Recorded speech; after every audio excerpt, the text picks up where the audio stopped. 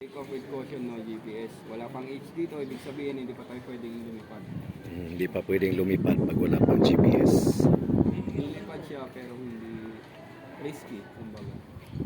Risky kapag walang GPS. Tapos lagi natin check, normal, mode lang tayo.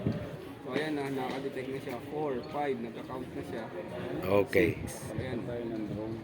Papalipad tayo ng drone. 8, 9, ayan, medyo okay na Are you yan. ready? Stand by. Ay, barbie pala yun. Ready, stand by. Okay, hingang malalim.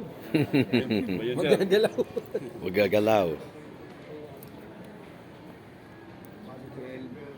pwede na to actually. Pero Pwede hintayin na pa daw. natin. Para dyan talaga siya bumaba mamaya.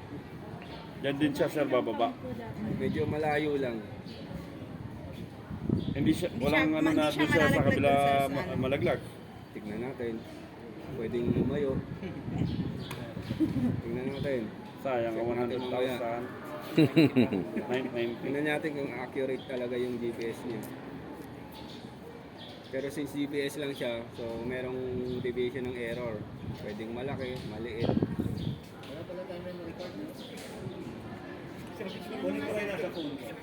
Pag walang memory card, viewing lang talaga. Hindi siya pwedeng masave as a video file.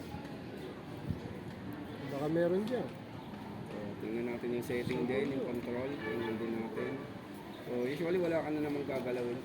So, naka-break naman yung obstacle niya. So, automatic stop yan kapag merong obstacle. Tapos, naka 100 meters yung RTH. So, yun. Update home point. Yan yung point home, sir.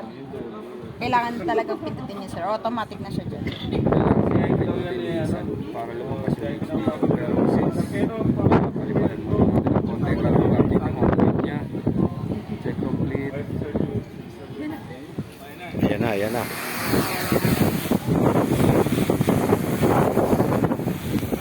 Malayo ang lipad ng saranggola ni Pepe.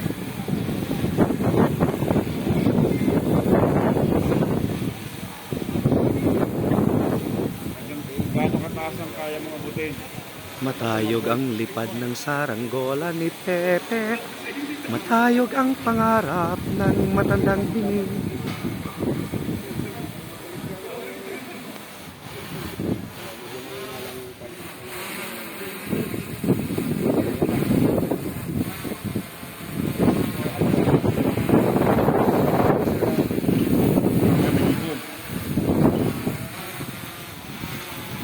Gas lang po.